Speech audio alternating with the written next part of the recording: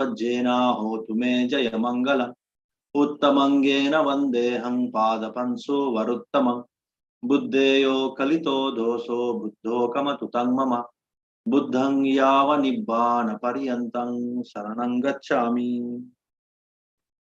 स्वाखातो भगवता धम्मो संदिटिको अकालिको एहि पस्सिको अपनायको पच्छतं वेदितव्यो विन्नुहीति नमो तस्स नियानिकस्य धम्मस्य ये च धम्मा अतीता च ये च धम्मा अनागता पच्युपन्ना च ये धम्मा अहं वन्दामि सर्वदा नति मे शरणं अन्यं धम्मो मे शरणं वरं एतेन सच्च होतु मे जय मंगलम् उत्तमंगेन वन्देऽहं धम्मं चति विदुत्तमं धम्मेयो कलितो दोषो धम्मो कमतु तं मम धम्मं यावनिब्बान पर्यन्तं शरणं गच्छामि।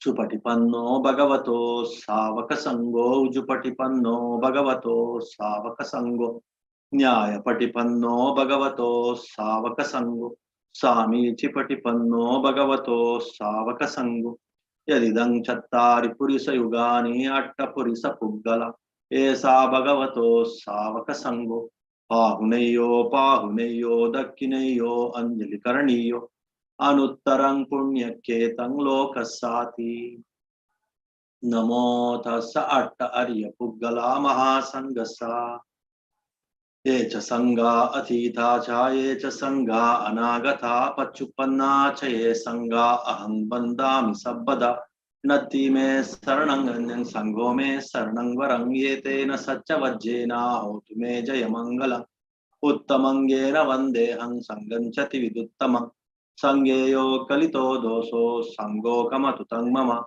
संगं यावनिब्बान पर्यन्तं शरणं गच्छामि। विपत्ति पटिवाहाय सब्ब संपत्ति सिद्धिया सब्ब दुःखं विनाशाय सब्ब भयं विनाशाय सब्ब रोगं विनाशाय भवेदीर्घायुकदायक सब्ब लोकं हितत्ताय परितं तं वनामहे समन्ता चक्रवालेषु अत्र गच्छन्तु देवता सद्धम्मं मुनिराजस्य शृण्वन्तु सर्गमोक्तदं धम्मश्रवण कालो अयं वदन्ता धम्मश्रवण कालो अयं वदन्ता परितश्रवण कालो अयं वदन्ता नमो तस्स भगवतो अरहतो सम्मा सम्बुद्धस्स बाहुं सहस्रमभिनिम्मित सायुधन्तं गिरिमेकलं उदितघोर ससेनमारं दानादिदम्म विधिना जितवामुनिन्दो तं तेजसा भवतु जयमङ्गलानि मारातिरेकमभियुज्जित सब्बरत्तिं घोरं पनालवकमक्कायतद्धमक्तं कंति सुदंत विधिना जितवामुनिन्दो तं तेजसा भवतु जयमङ्गलानि नालागिरिं गजवरं अतिमत्तभूतं दावग्गिचक्रमसणीव सुदारुणन्तं मत्तम्बुसेकविधिना जितवामुनिन्दो तं तेजसा भवतु ते जयमङ्गलानि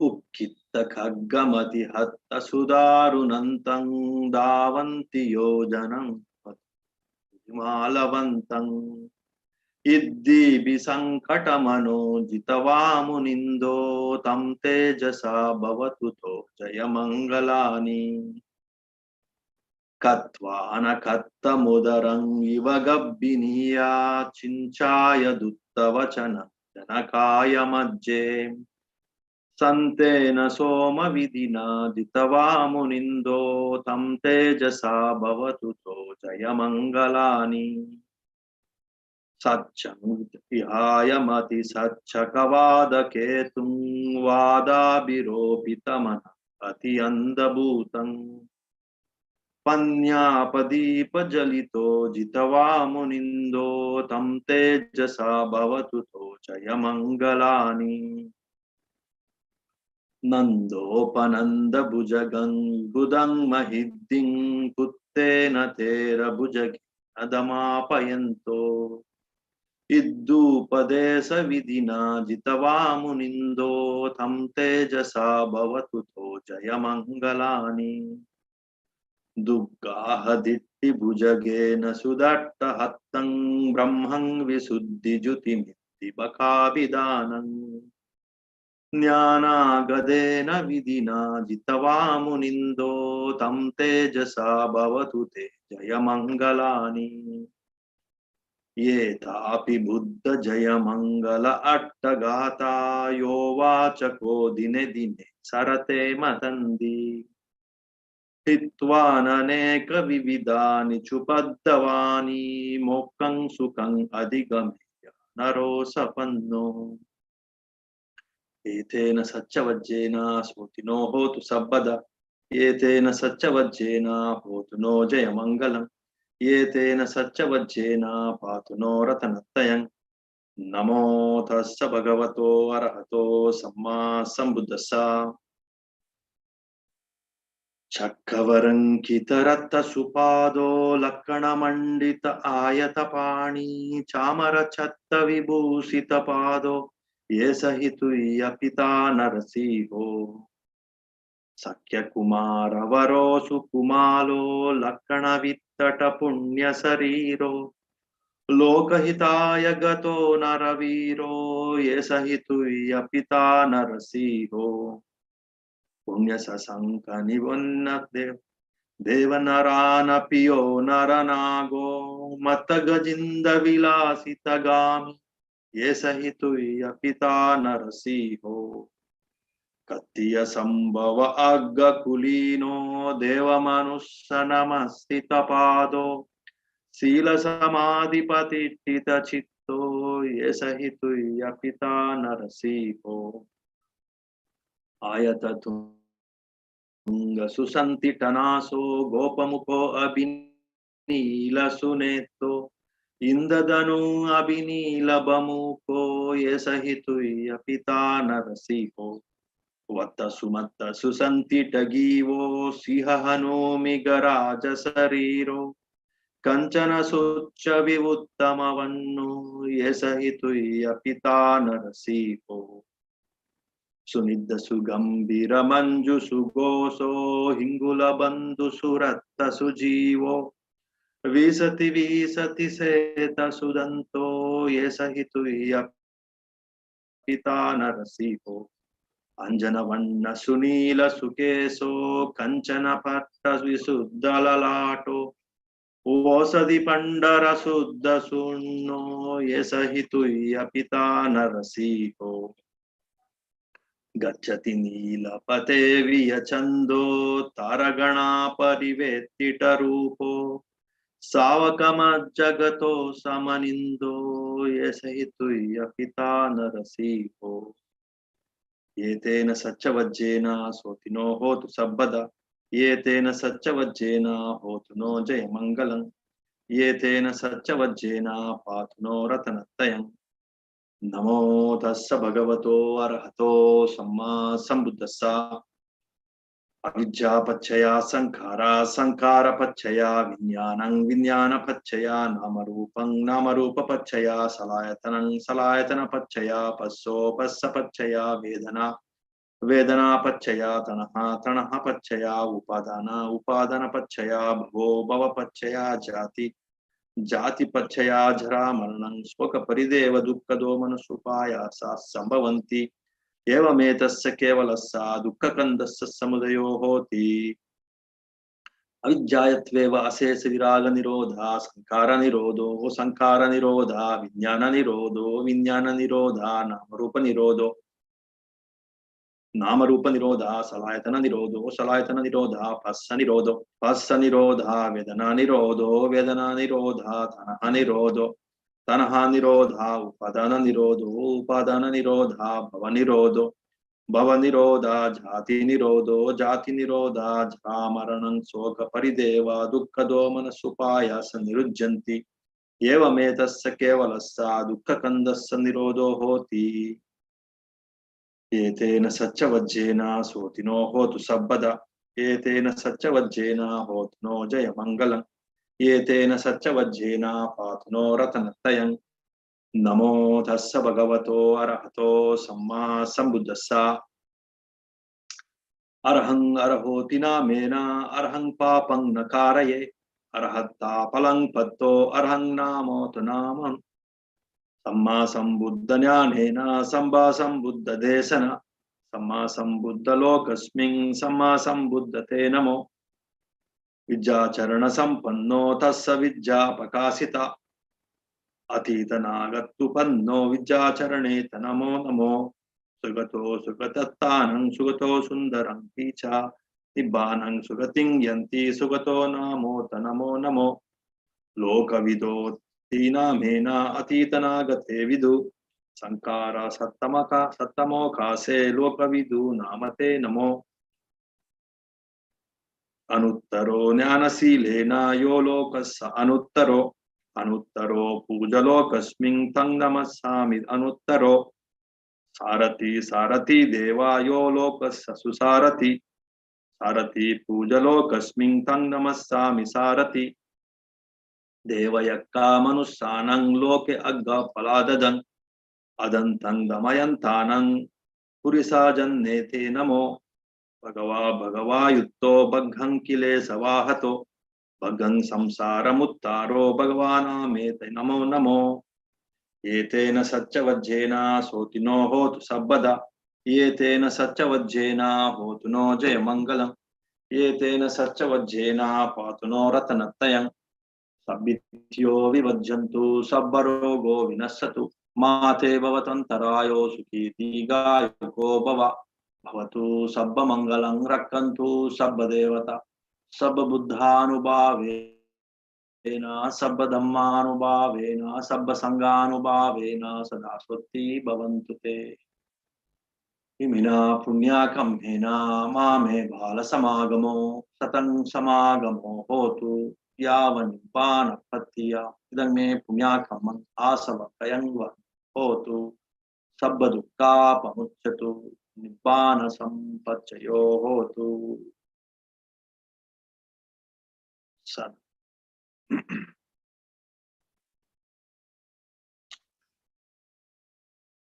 Today is special day for all the people who are not only just serious about their liberation, enlightenment. Those only very few people will be interested in liberation, enlightenment all over the world. Deep inside, keeping that as a goal. Yes, Nibbana Paramang Sukham, Nibbana or complete liberation or enlightenment is the ultimate happiness.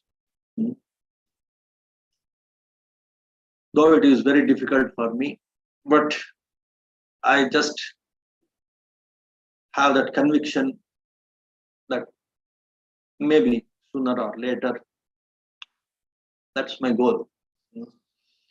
If that kind of some intuition is there, some insight is there, such people will definitely connect to Buddha, the path of Buddha, and the community of Buddha, the communion of Buddha.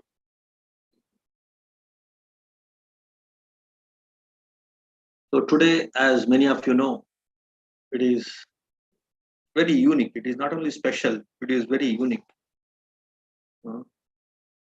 It is special because all these people who are having faith in Buddha, many Buddhists all over the world, in almost all countries of the world, at least a few people, if not the entire country, they have some inclination towards Buddha and his teachings and the path of liberation, path of ultimate happiness, the true happiness. It is not only ultimate happiness, doesn't mean that when you reach it, you will get it. No. When you have that goal and you start prodding on this on the path to reach that goal, each and every step you start experiencing that happiness. It is happy in the beginning. It is good and happy in the beginning. It is good and happy in the middle, and it is good and happy in the end. That's what is the Buddha's path. So, all Buddhists and those devout Buddhists, intellectual Buddhists, and the seeking Buddhists, seekers, the faithful Buddhists, all kinds of Buddhists, somewhere or the other way, either they are interested in Buddha or in his teachings or in their own liberation. Somehow they celebrate this, they rejoice this special occasion. Because all over the world, even here, now I am in Lumbini, Buddha's birthplace. So many people all over the world, they have come here to pay homage to Buddha and to get inspired by the very thought, the very ideas, the very feelings about Buddha that will inspire millions and millions of people to think about the ultimate happiness, that is Nibbana, to think about the path to reach that ultimate happiness, that is Nibbana. In that way, this occasion is special. And how it is unique? It is unique because if you see the life of Buddha, on the same day, Vaishaka, Vesak, Pali they call it as Vesaka, and in, of course, in all Indian languages they call it as Vaishaka, Vaishaki. So this Vaishaka full moon day, Vaishaka full moon day, so Buddha born, Buddha gave his first discourse. That means like he started teaching and started liberating the people, started helping the people to achieve enlightenment. It's called Dhammacakkappavattana, like turning the wheel of Dhamma, rotating the wheel of Dhamma. That also happened on the same day, the Vaishaka full moon day.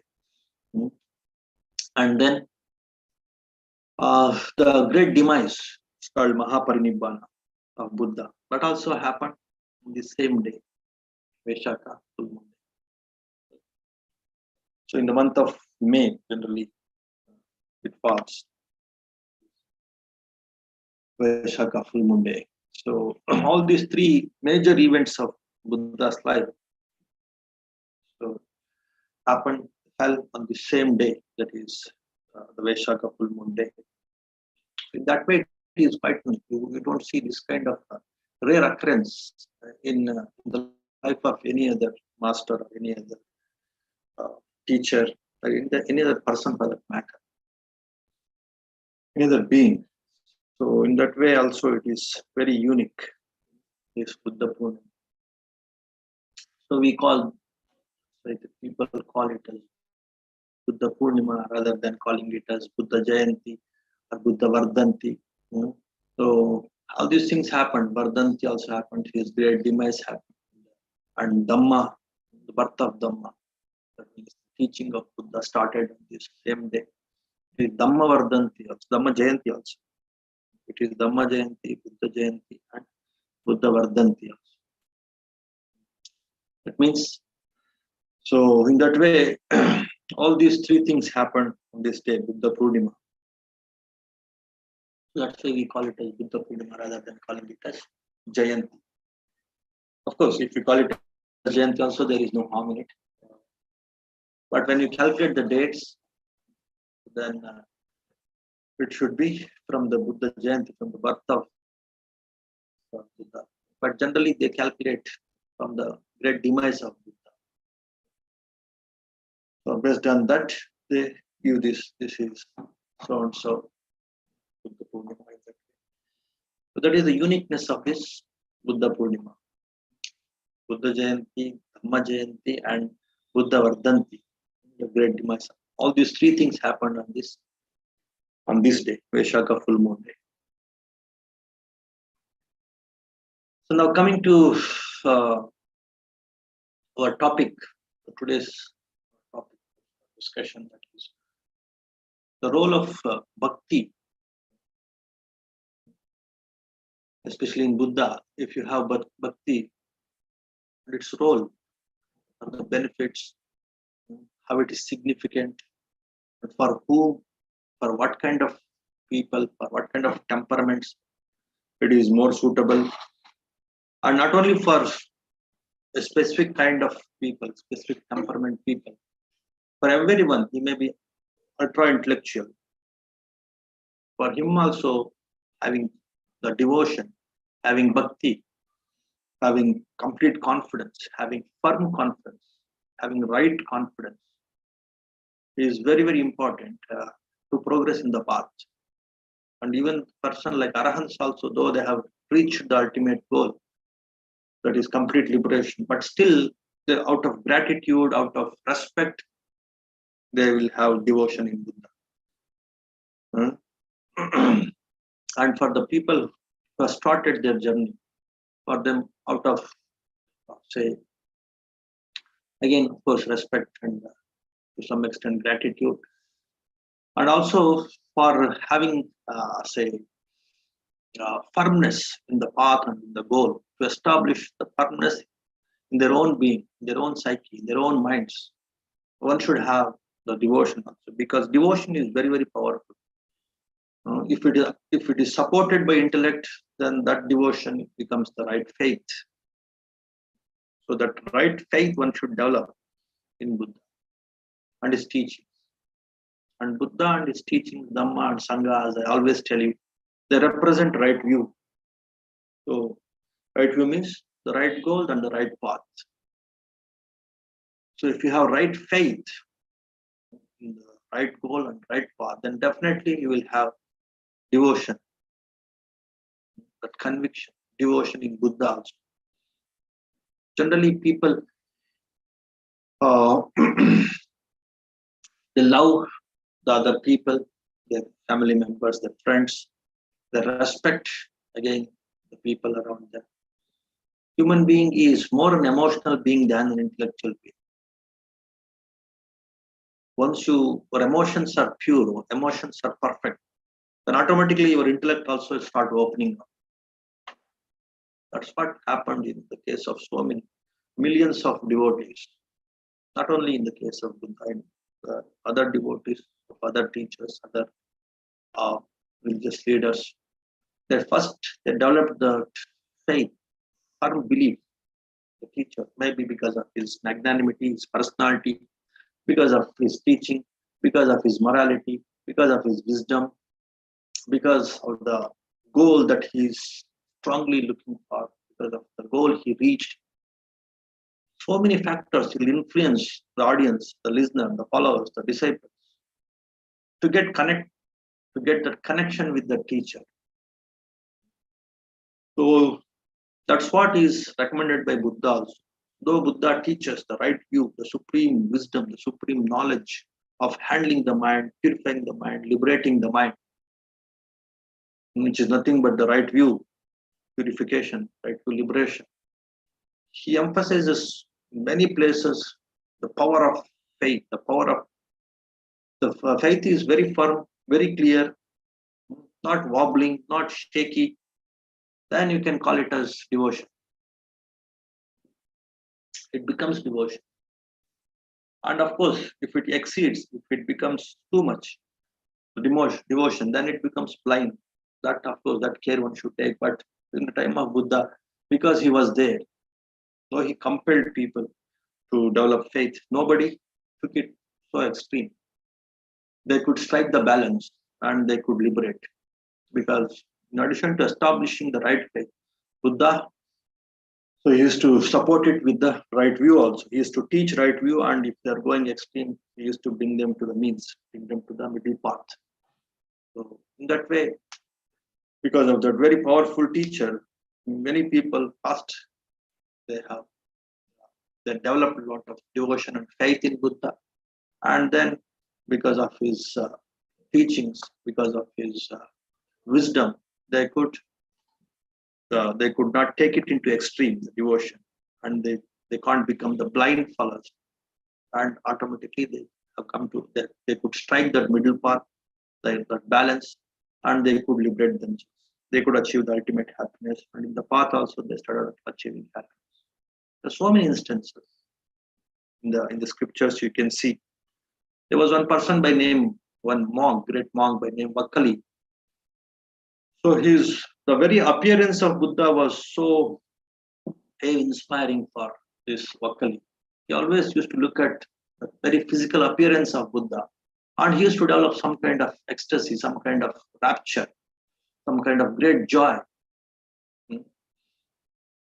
And he developed some kind of attachment towards Buddha, and always used to come. He started watching Buddha and started getting great joy.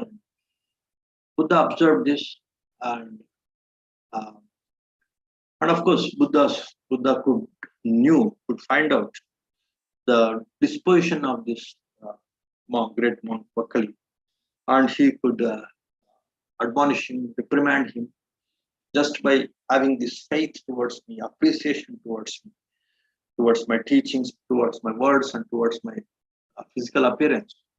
It will help you to develop some connection with me, develop some kind of association with me, strong association. But you should not stop there. You should start understanding the gist of what I'm teaching, and you should start practicing. Understand first, have faith, then understand my teachings, then start practicing my teachings, and then start enjoying the mind purification and liberation. So in that way, Buddha could give that step-by-step progress in the Dhamma to this Vakali. And the same thing holds good to millions of his disciples, monastic disciples, or the lay disciples. First, because I told you, because of Buddha's appearance, his magnanimous personality, his words, his speech, his wisdom, his compassion, a lot of compassion, and his the techniques that will that used to liberate people. So somehow, in one or the other aspect of Buddha, it used to connect with millions and billions of people, and that very connection is very important. So in Buddha, many places, after developing some faith, then automatically one will start lending their ears. Once that connection is established in some way or the other, based on these different parameters, different factors, then they start lending their ears. Then their intellect start working. Then they start analyzing, reasoning, understanding the teachings of Buddha. They start comprehending the teachings. Then based on that comprehension, that knowledge, they start practicing meditations, the different meditation techniques. And again, taking the suitable meditation object, they used to meditate with this faith, with this understanding. They start meditating, and they used to purify their mind and liberate themselves. So that is Buddha's approach. So the gradual learning, gradual approach, the gradual path is like anupubbikata. That's what Buddha says. Anupubbikata means like gradually how people establish this path. First thing is faith. There are 8 steps in actually anupubbikata. First is faith. Then Buddha, of course, used to give panya, and then he used to encourage them with dana. Then he used to encourage them with shila. Then he used to teach the 4 noble truths. So then he asked them to practice different meditations for different disciples. And for some people, even without meditation also, that very powerful compassion, powerful wisdom of Buddha, and that powerful faith among the disciples, some discourse or even some gathas also were good enough to change the minds of the listener, and he could become an arahant. He could become a completely enlightened person. So that is the power of faith. If a person strongly connects with a supremely enlightened person like Buddha, then there is a possibility for such a person to become enlightened with that very faith. Automatically, all other faculties in his mind will change with that very faith. His understanding will automatically change, maybe within a few seconds. In some cases, maybe there is no need for them to practice meditation also.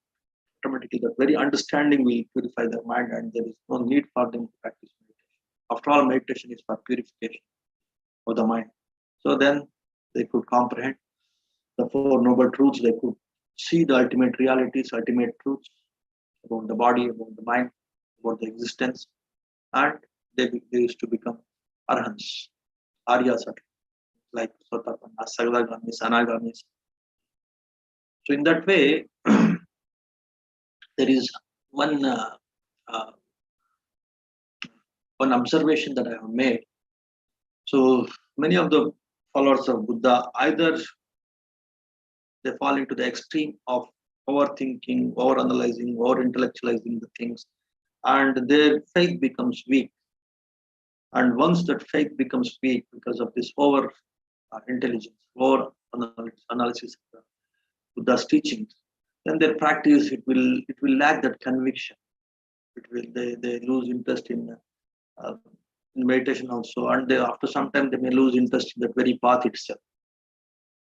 And there is one more set of people who are too much faith oriented, and it's like blind faith. The faith may be imposed by some groups or some organizations or some influential people, and simply or it's a mob mentality. It's something called mob mentality. So because of that mob mentality, also, if many people are showing faith, I am also, I too should have faith. That way, some people develop that blind faith. That is seen in, of course, here also among the followers of Buddha. But that is extremes. So if you are completely faith oriented without understanding the right view behind the teachings of Buddha, and over intellectualizing the Buddha's teachings and lacking this heart. Devotion is a matter of heart. Right view or understanding is a matter of the mind, let us say.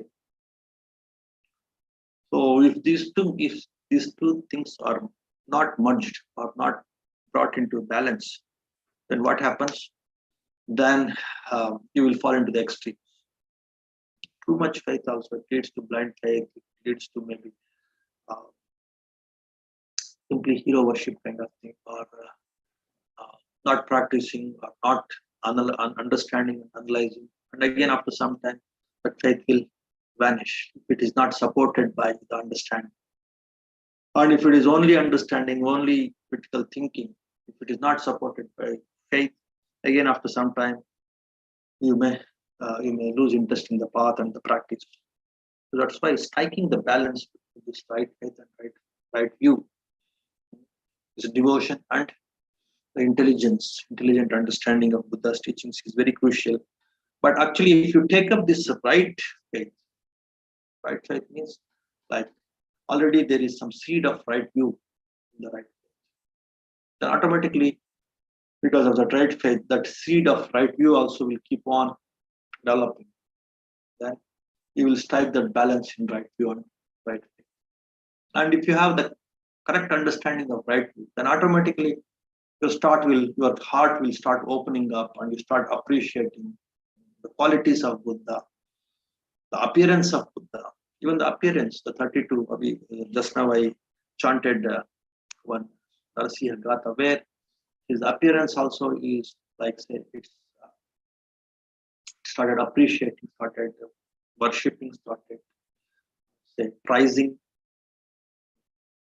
Because even these 32 features of the Supreme Enlightened Buddha, it will not simply happen in any person. A lot of mind purification should be there, mental maturity should be there, he should be a Supreme Buddha. Then only the physical features also will change. So when you start prizing the very features of the 32 features of Buddha, and automatically you'll start appreciating his Supreme enlightenment, and you start appreciating how he achieved that Supreme enlightenment by practicing the right view and right techniques, and the middle path, and understanding the Four Noble Truths. All these things, automatically your mind will start comprehending. As in the case of this Vakali, monk Vakali. First he started appreciating the features of Buddha. Then he started understanding the teachings of Buddha. And then he started practicing the teachings of Buddha, and he became an arhat. In that way, anything that connects, just hold on to it and develop that inner joy by being with it. If it is the features of Buddha, yes, develop that devotion, connection. And of course, it will be little mindful also. Don't see that it will not turn into the blind faith. Oh, yeah, great features. It is very appealing. It fascinates me. Then why this? Why these great features are fascinating? Because of the supreme enlightenment. So why the supreme enlightenment? Because of the knowledge. What is that knowledge? That is right view. What is that right view? What are the different factors of right view? Well, let me start understanding. That way, a little bit carefulness, a little bit that inner joy that you get from that right faith. If they come together, then you will not go off track. You will stick on to the path. That is the purpose of any teacher, uh, right teacher. So he wants his disciples to stick on to the right path with conviction, uh, with authority, and not to go off track now and then. It should be a prolonged journey. It should prolong the journey until he reaches the goal. That much conviction he should get in the path. So for that, these are the supporting factors: the right faith and the right knowledge. If they're properly balanced, all in place, then your journey becomes very, very fascinating. The joy also will be there. The mind also will start opening up. Your comprehension, understanding also will start developing. And you very comfortably, you will trod in the path. Very skillfully, you trod in the path. Just like a good driver. So there should be some energy and some balancing power. Should use his limbs and say use, of course, energy, some. And also you should look at the things. You should have that skillfulness of balancing the steering. So it's a proper, say, joy also. That joy in the ride is also important. So when all these things fall in place, then he can maneuver anything, and he can he can take care of all the subtleties or certain nuances, or whatever simple things that one has to take care of while riding or driving a vehicle, and he will become an expert driver. So everything in cooking, in anything, dancing, singing, balancing the different factors, like the inner joy, like the belief in that what you are doing, and the uh, right knowledge about that particular thing. If all these things are balanced, then you will strike. Then you will become a master in that profession, in that skill, in that talent, in that art. Mm. The same thing holds good with this path of mind purification and path of mind liberation. That is uh, this path of nibbana, or getting that true inner happiness. So to achieve that goal also, all these different factors, they should be balanced.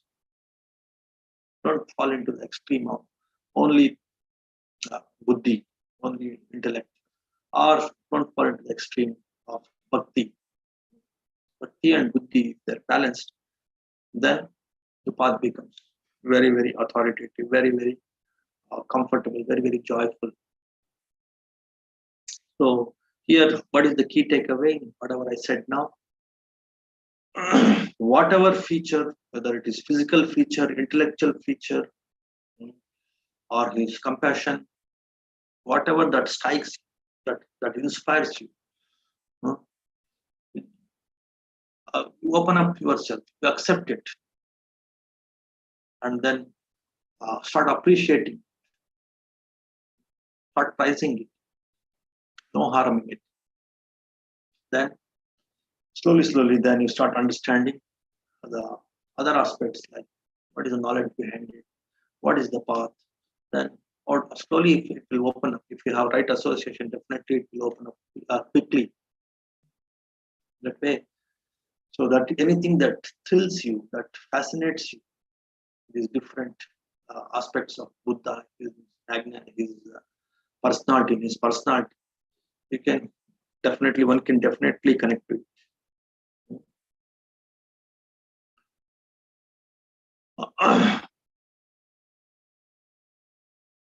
And there are different objects in addition to Buddha. Is the Buddha murtis, the idols. That will, for many people, it inspires some inner joy. Hmm.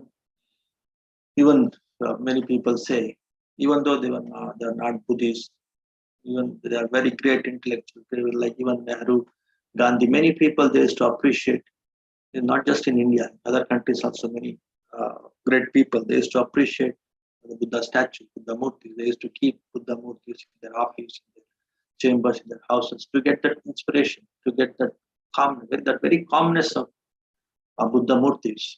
That will make us calm. Then it's okay. That's also okay. Then you start appreciating it. But appreciation leads to, say, prizing and worshipping. So in that way, you have to progress a little bit in your devotion. But at the same time, you should start looking at the other aspect. What are his teachings? What is his knowledge? How I can grasp it? How I can learn it? What is the right view? You start by Buddha, the right knowledge. How I can grasp it? How I can blend these two things? My appreciation, my worship, my liking towards a particular feature of Buddha. That is adoring. That is devotion. That aspect also you should keep, because that gives you the inner joy. If you lack that inner joy, then whatever may be the intellect, it becomes a dry intellect, and you lose interest after some time. So that inner joy should be. That comes with appreciation, that comes with adoration, that comes with devotion, comes with liking.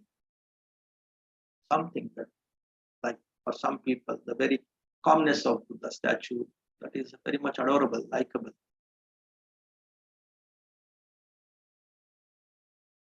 And for some other people, the are different, say, symbols, like the Gumba or the stupas, where the relics of Buddha are enshrined. So by looking at those stupas, also, of course, the appearance of stupa also for some people it may be very appealing and they can connect to it. And the second thing is that very idea that Buddha's relics are enshrined here, but very thought, that will create a lot of inner joy, a lot of devotion. And then they'll start worshipping the stupas. So in that way, as I told you, anything that connect means like that gives you inner joy, that gives you peace, that gives you some kind of true happiness, kind of calm happiness. You should connect to it. There is no harm in enjoying that kind of true happiness. And slowly, when that joy increases, then when you get some kind of say maybe some kind of imbalance, then you can start thinking about what is his teaching. Then you start learning the teaching, then start practicing the teaching. So that is also one very, very authoritative way to establish in the path.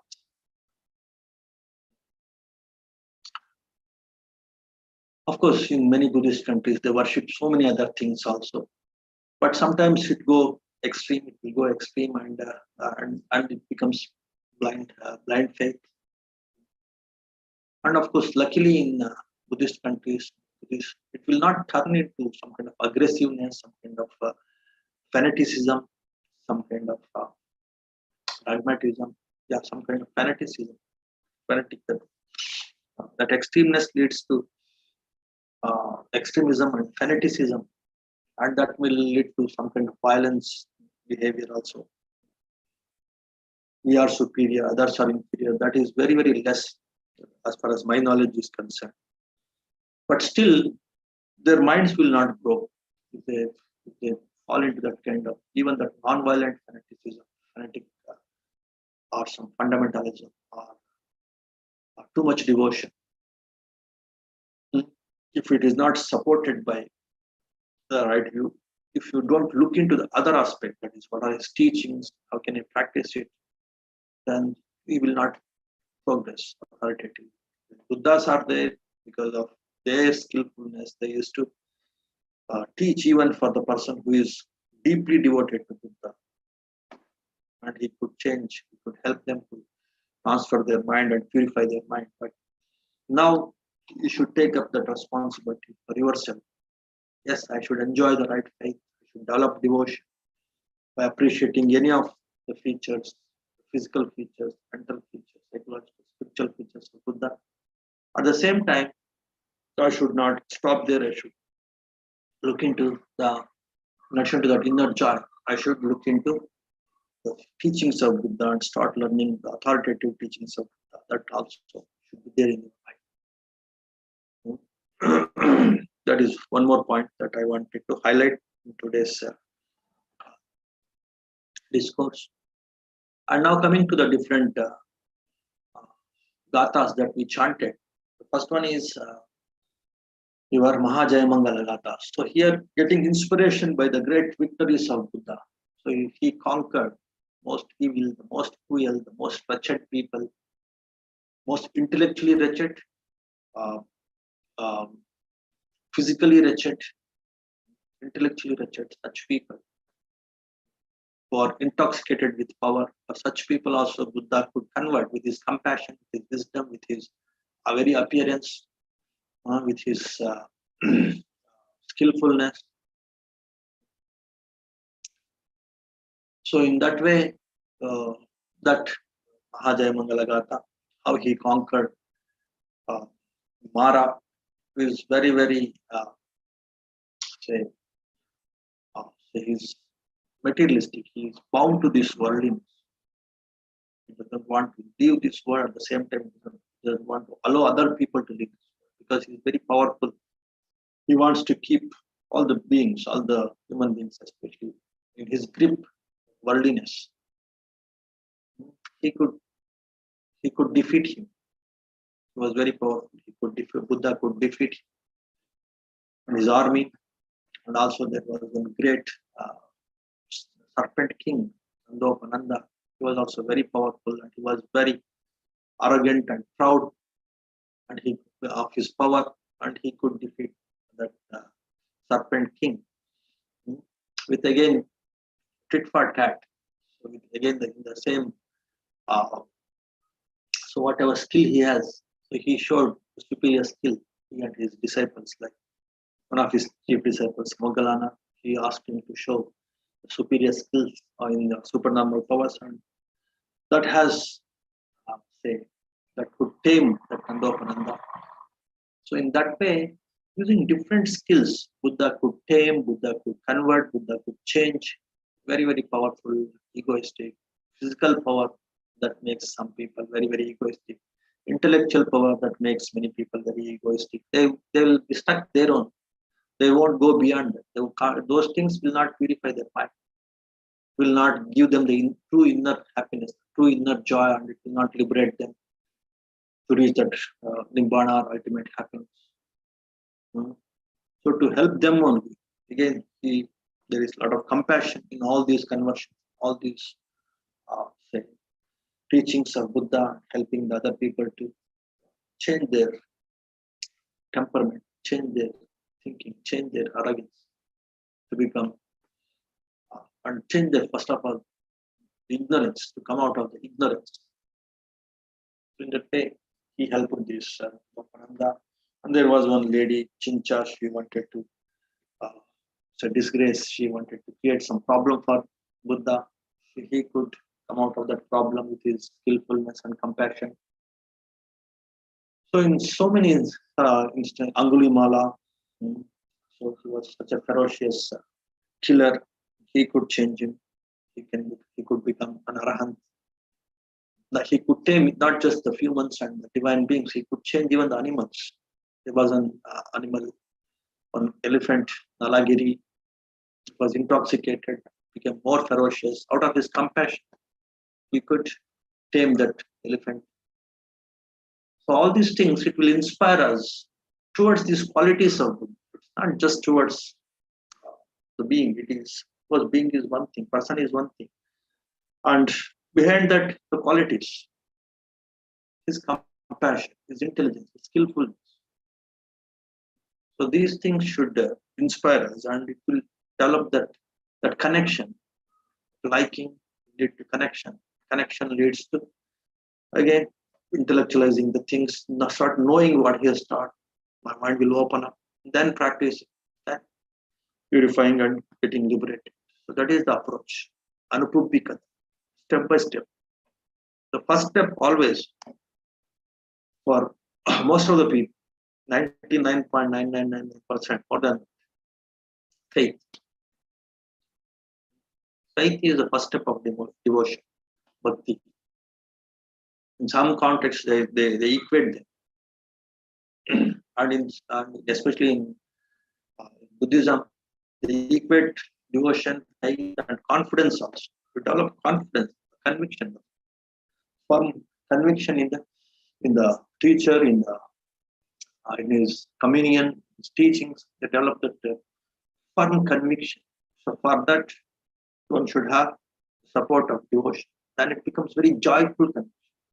That is the beauty of devotion. Devotion is the beautiful combination of the true joy, the inner happiness, and also the confidence.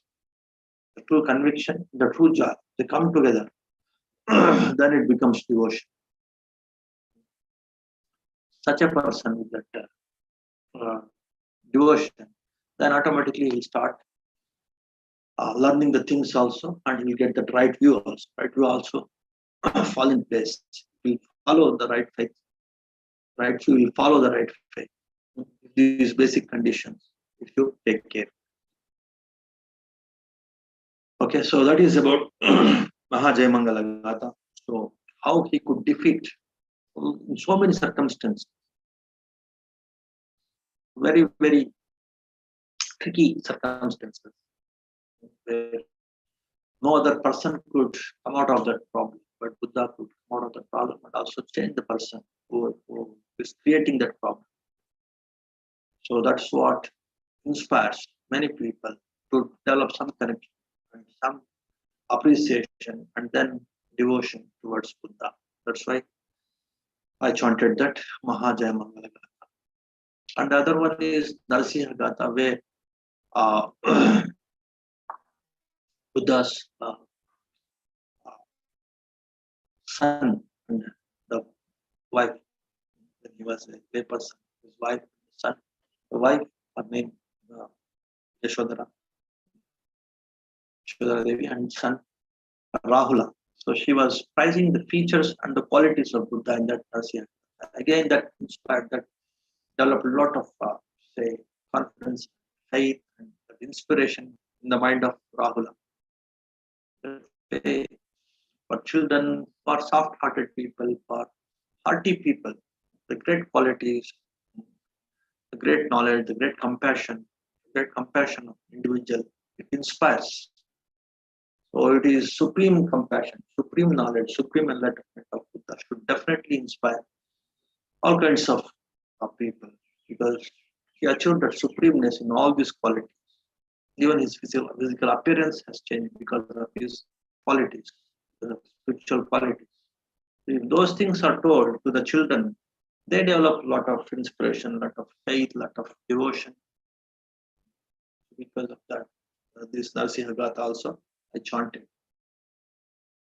And then the one more thing that I chanted is your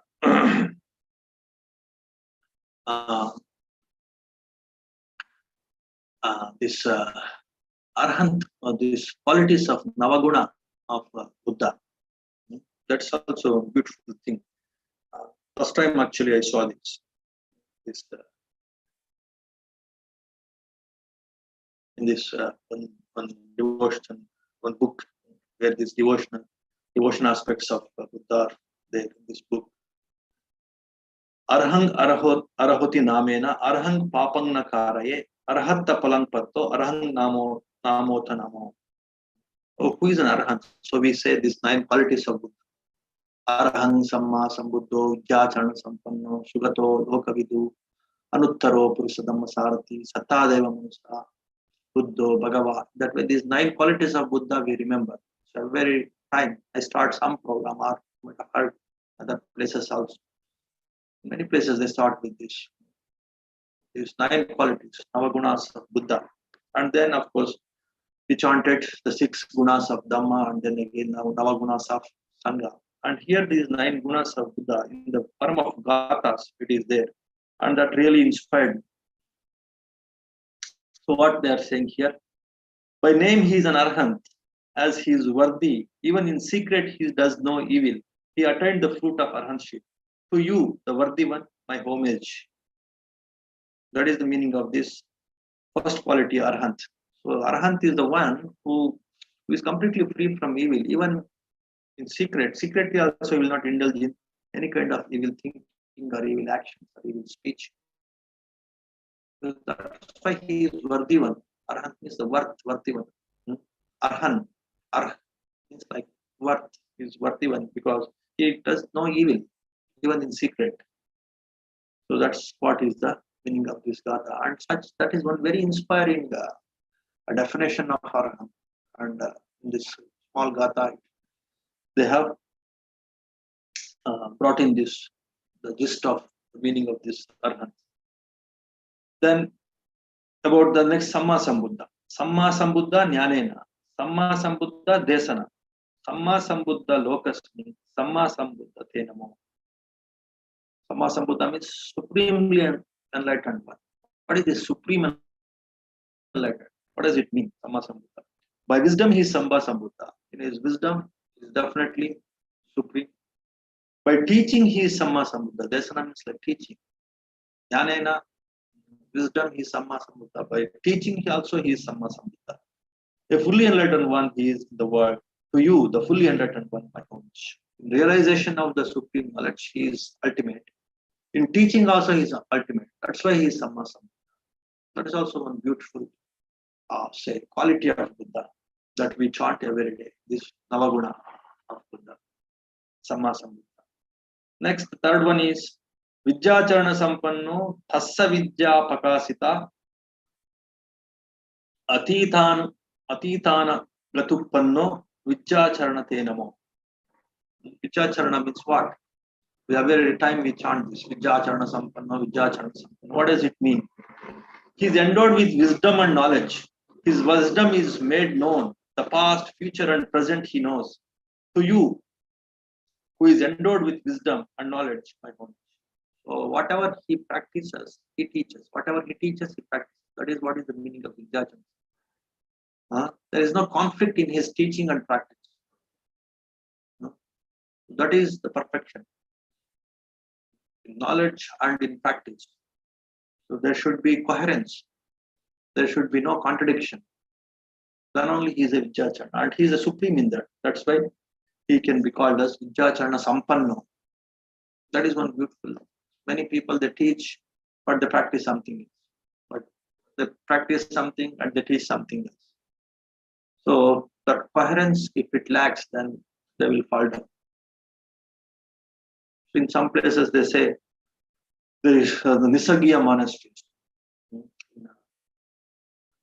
When I learned the meditation in Burma, so they asked me, and of course there is a rule. They tell, don't go and be in the association of the people in the Nisargiya monastery, where the people that monastery they teach something, they practice something else. So there is no coherence in that. Then there will be no progress in the development of the mind or Dhamma also. It becomes hypocrisy. So if that kind of hypocrisy is there, then completely we should avoid such places.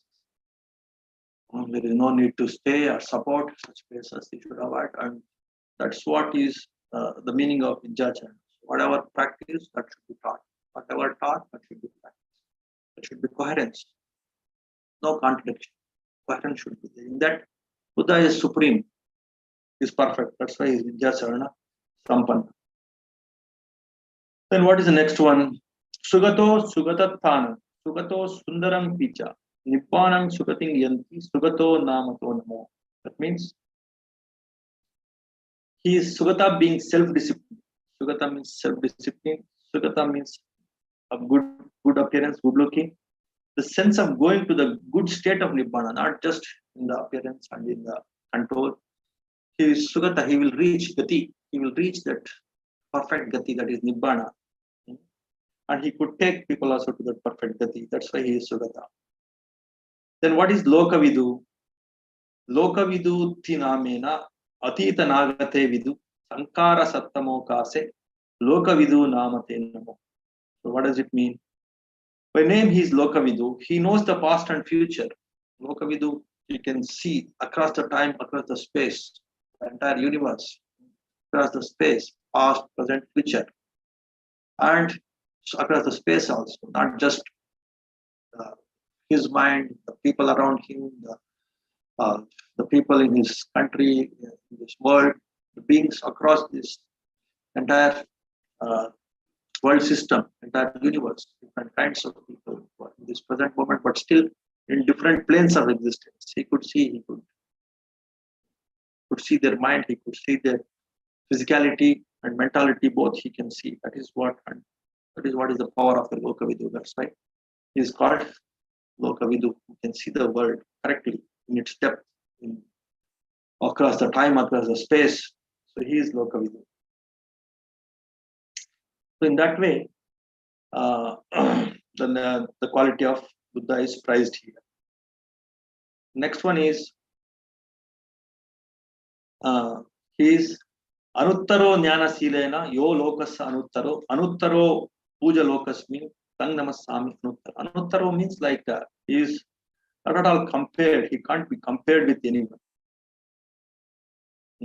So he can't be unrivaled, incomparable, unrivaled he is. So by wisdom and conduct, he is unrivaled, incomparable. Who is unrivaled of this world, who is unrivaled in this world, and nobody can be compared with him. So he is like in this world, he is revered as an incomparable. That incomparable, I salute. In his both his wisdom and conduct is supreme. That's why he is not at all, can't be compared with anyone. That also gives one kind of inspiration in practicing whatever we have taught and in teaching whatever we practice. So in that way, he is incomparable. Next, they say about the qualities of Buddha. The next quality is Sarati Deva. Yo Lokas Susarati. Sarati Puja Lokasmi Tang Namasami Sarati.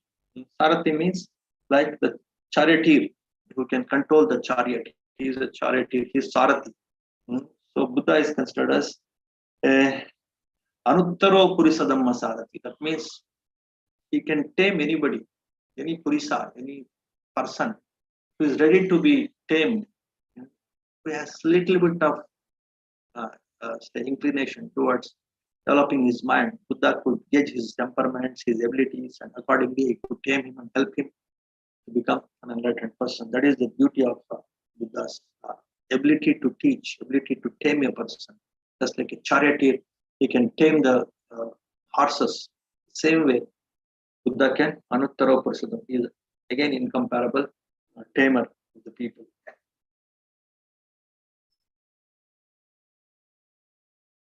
Sattadeva Manusana. Sattadeva Manusana means like he is a teacher of not only the human beings, and he is a teacher of the divine ones also. Bhagava, he is repeated with fortune. He has destroyed all passions. So one has destroyed all his passions. Destroyed. He is Bhagava. He is pure, completely pure. No passions at all in his mind. No kilesas, no negativities. Completely burnt. So he is Bhagava. So in that way, all these are qualities. The qualities have become the names. The qualities have become the names. And that's how we chant these things. We remember these names. That is good enough to remember the qualities also, and that itself is good enough to inspire us to practice those qualities and start knowing about those qualities. Start practicing those qualities by learning the teachings correctly, developing that right view. So in that way, right faith in whatever possible way, as I explained now, qualities, teachers, compassion, different qualities and features, compassion, wisdom. Those things inspire us. There is no need to hesitate or thinking that, oh, this will stop our thinking, this will stop our analytical mind. That way we need not worry, we need not be scared. We can definitely connect to it. We should definitely get the inner joy by having the right faith. Then it will complement your right view, it will develop your right, increase your right, and you will perfectly establish in the right path, and you will reach the right goal. In that way, so having devotion and different ways and means to develop devotion, bhakti. So and how it complements the right view, how it helps to progress in right view, all these things we have seen. And again, coming to our approach of say this the four Brahma Viharas that you practice, they also develop a lot of devotion. They also contribute to our bhakti, our devotion, our right faith, our right confidence by giving that inner joy. Many people, many of our meditators, they used to tell me this metta karuna mudita upekha that we have learned in these courses, it gave us a lot of inner joy, a lot of inspiration, a lot of faith, a lot of devotion also we could develop towards Buddha and his path. Because you see, something gives us happiness by purifying our mind like this, wholesome feelings, metta karuna mudita upekha. It will increase our inner joy and also our conviction towards the path. So without inner joy, whatever you learn, whatever meditation you practice, it will not remain for long. Please understand this. It's very, very important. So whatever you are practicing, some joy definitely should come. So through feelings, through emotions, by practicing these four perfect emotions, metta karuna mudita upekha, definitely will not go after. That's why in these courses we have designed so skillfully that you don't miss that comprehensiveness of these wholesome feelings. Metta karuna mudita. If you correctly understand and practice all these four, there is no chance for you to go after becoming blind believer. That is not at all possible. Because metta karuna mudita upekha, it's like a package. You support each other, and that perfect comprehension, perfect package will very authoritatively take you towards the right view, the right iddipadas, your chanda, vidya, chitta, vimamsa, the right sannyas, the four basic sannyas that you have learned: asubha, anicca, anatta, anicca, anatta, asubha, asukha, that is dukkha. All these things, as a package, if you learn, then your conviction, your faith will definitely will become strong and more skillful, more firm, more authoritative. In that way, so in many places that you would have learned only metta. Sometimes maybe karuna meditation also some places teach, but in addition to that, mudita also, how to appreciate, when to appreciate, to what an extent we should appreciate, and then reach that equanimity, upekha. So these things, if you practice, then your appreciation, your worship, your adoration, it will be the optimum levels, and you will derive the beautiful inner joy. At the same time, they will not fall into the blind beliefs, and the right view also automatically associate with. Now practice these things as a package. Also feelings that you have learned, even this iddipada also. All the four iddipadas, if you practice it as a package, then it will bring in the right view and right faith together. If you practice all these four wholesome feelings, it will bring in the right faith and right view together. To practice even the sannyas, the right perception, where the knowledge is superior there. Asubha, anicca, asukha, and anatta. There also lot of right faith will induce you. you will derive the true inner happiness, conviction, and also right knowledge.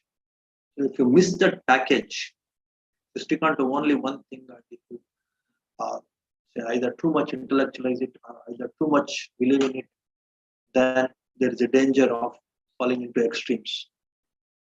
Even the awareness meditation, this is what I want to highlight again. People stick on to only one kind of awareness, only to sensations, or only to the breath, or only to, uh, and again, of course, the level 4 and level 5. I want to teach so many other supporting aspects, further progress in this awareness meditation. So then it will give you that authority as a package. You can learn the things. In that way, you don't stop in these levels also.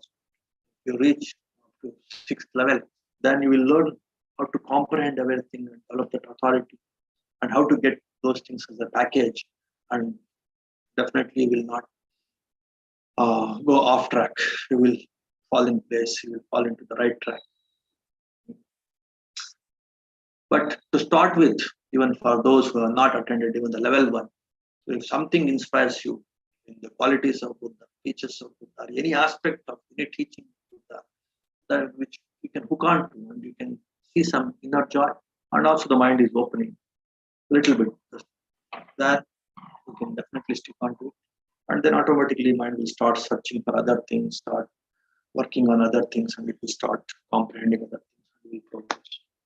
And of course, from our side, from Center of Right View Meditations, we will offer these different levels of meditations, which will give you the package of all these techniques, all these say the right emotions, the right feelings, the right confidence building techniques, the right perceptions, the right knowledge, the right awareness techniques, the right mindfulness techniques, all these things in the right package, in an authoritative way.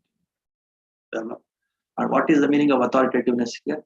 Keeping this right faith and right view in a very balanced way, in a complementing balanced way. That is what is authoritativeness that I am talking about. Okay.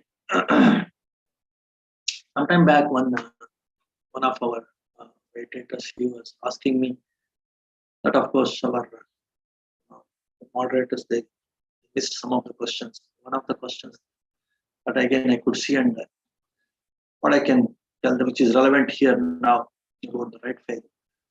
So Buddha has told once in the Kalama Sutta, don't believe anything, hearsay, or don't depend too much on the logical mind also. If somebody comes and tells you, my knowledge is authoritative, my path is authoritative, simply follow this.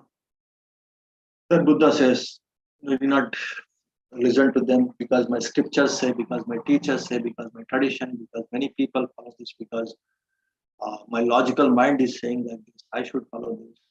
No. All these things are not very authoritative.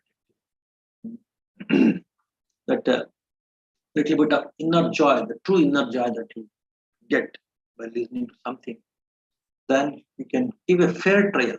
It is called fair trial. Put your heart into it, put your liking, put your interest into it, surrender to it, no problem. And if it is wrong, then you will get the kicks. You will develop some kind of misery, some kind of suffering, then step back and again give fair trial into another thing.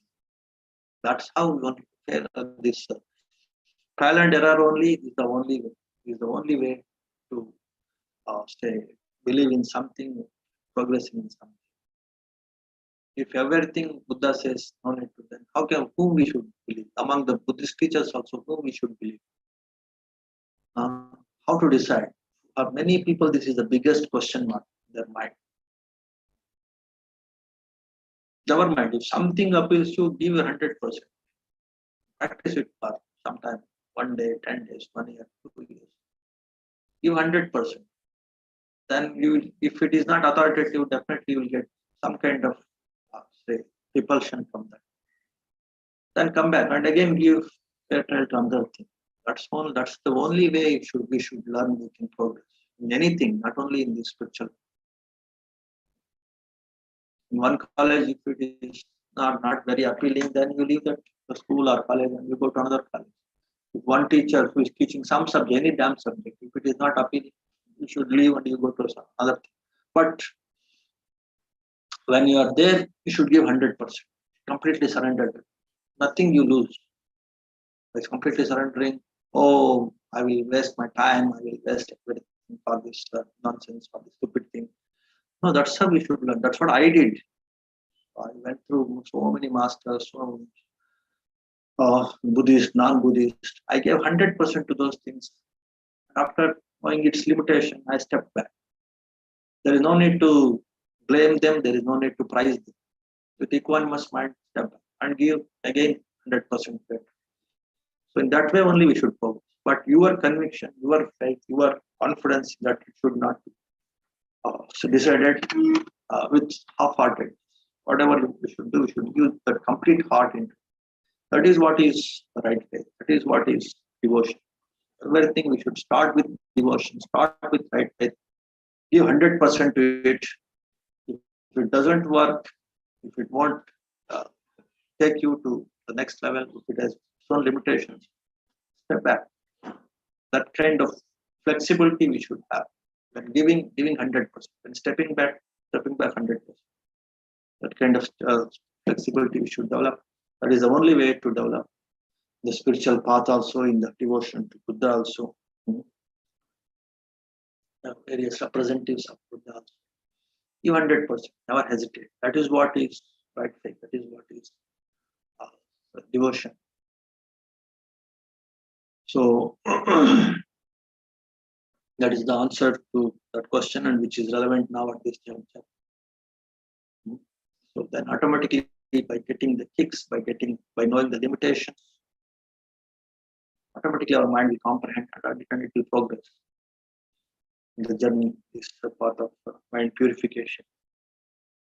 Simply sitting on the wall, that kind of attitude is not good. You should plunge into water. So if you want to learn something about the pond, about the water, about the well, you should plunge into it and see. And again, if it is not congenial, come back. And again, something else. Simply judging, looking, and hesitating, or whether to do, not to do, the whole life will be wasted. But the plunging, there should be a little bit of courage. It is very much there in any field, in spiritual path also. A little bit of courage, of course, right association, right teacher, whomever you think, right support, right encouragement, all these things are there. Then it will be the added advantage. Otherwise, also keep this faith aspect, the confidence aspect, one at a time, plunging aspect. Then it will lead to devotion. Then it will lead to right faith. Then it will push you to derive happiness, to indulge in to take up the right fair trial, whatever you do. Then only you will learn that. Then only you will progress. That way, I want all of you to progress in this path with the right measure of both this right faith and right view. They supplement each other, they complement each other, right faith, right view, and all the different factors that will make you to develop right faith, different factors that help you to develop right view.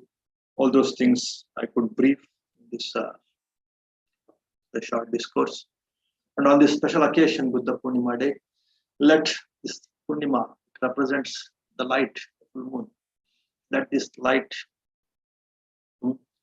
kindle in your mind also.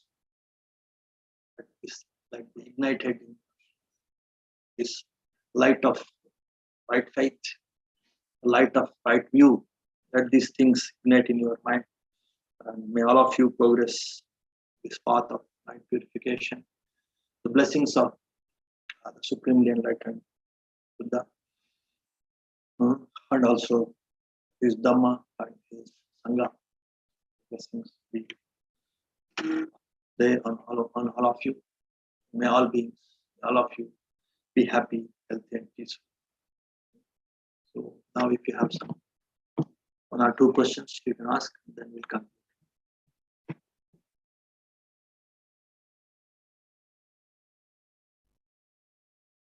Any questions? Am I audible? Yes, Bhantiji. Yeah. Any questions? I'm waiting for someone to share their questions. Till then, everyone is sharing their gratitude. And Shruti Joshi, madam, says that she's very happy to join Center for Right View Meditation and getting developed, showing deep gratitude towards you for showing us right view, understanding, and giving her lots of metta to everyone. Fine. Then Mm. No question till now. okay. Okay. Once again on this special occasion, this unique occasion, Buddha Purnima Day, from this place, this special place, Buddha's birthplace, my metta and blessings to all of you on this special occasion. Resolve yourself, even that resolving also, developing firmness in your say, in the goal and in the path. That will also help. Because everything, the journey starts with will. That willing is important. Willing, the right faith includes not only that surrendering, not only deriving the true joy by giving up our ego. Yeah, that is one more aspect of devotion. So many a times when you are not devoted, if you are not a devotee, the ego will come in the way. Learning, in analyzing the things, judging the things, thinking about the things, the ego will come, knowingly or unknowingly. But once you have that devotion, if you have that devoted mind, then ego will melt within no time. Then connection becomes easy. Then the joy, inner joy becomes deriving the inner joy becomes easy. Then opening the mind to the new areas, the new knowledge becomes easy. So again, that is the power of devotion to dissolve our ego, which is a great obstacle for our to derive the inner happiness, to know that emptiness. Yeah, the emptiness actually Nibbana, one of the characteristics of Nibbana is emptiness. We are empty, but still, that is our ultimate reality. But still, we always say, uh, say embrace to some idea, some dogmatic view, something, some our intelligence or goodness. We hold on to it, we develop that ego, develop that attachment to that I-ness and minus. If that is there, then the path becomes very, very say, struggles. We have to struggle so much. Become very cumbersome, very, very difficult. So if that devotion is there, that softness is there, melting is there, anytime one can attach, anytime you can detach. And in that softness, in that flexibility, the inner joy is also there. This rigid ego will not come in the way, either in giving or getting, either in accepting or in resisting, or in giving up. Ego will not come in. That is again one more beautiful aspect of the mind of devotion. So that is very much required, of course, even in learning Buddha's teachings also. Flexibility is also required. But egolessness is also required. Surrendering is also required. So to increase these things, one should have that kind of right devotion also. So with these things, I think we can conclude. So may all of you be happy, healthy, and peaceful. May all beings also be happy. Bhavatu sabba mangalam rakkantu sabba devata sabba buddhanubhavena sabba dhammanubhavena sabba sanghanubhavena sada soti bhavantu te sukhi bhaveyan nidukho aham nitya aham viya ida cha me sukhi hontu majjata chatavedino imam higammante dhamme satta hontu sukhi sada tato parancharadjesu chakkavale sujantano sadhu sadhu Sukhi ho.